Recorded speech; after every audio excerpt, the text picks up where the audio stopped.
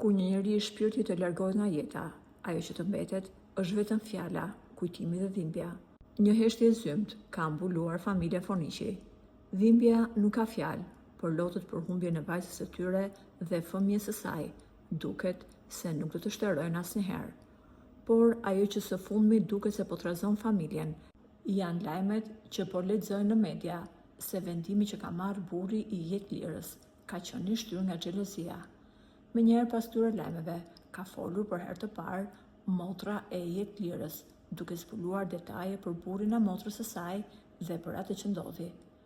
Motra e të ndjerës i drejtohet botës me një apel që të përlot syt.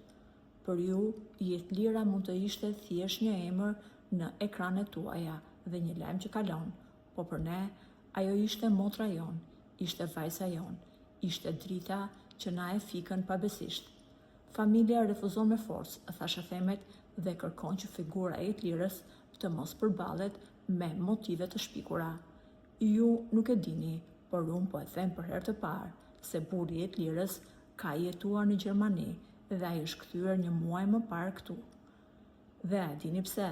Sepse nga policia gjermane ai ka qenë i skeduar si një njeri me rrezikshmëri të lartë dhe pasi e mbajtën të izoluar disa kohë aty, e kthye në Kosovë. Të njëjtën gjë që i bëri motrës tonë, ai ka dashur t'ia bëjë një shtetasi gjerman, por policia ka ndërhyrë në kohë.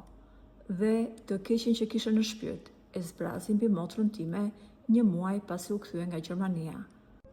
Këto informacione ne i kemi marrë vesh tani nga policia, sepse motra jon asnjëherë nuk është ankuar, por vendosi t'i qëndronte pranë për ta mbështetur drejt rehabilitimit. Dhe ju tashmë e dini se çfarë mori në këmbim. Thuhet se familja e dhëndrit i ka kërkuar falje familjes Foniqi, por deri në këto momente falja nuk i është pranuar.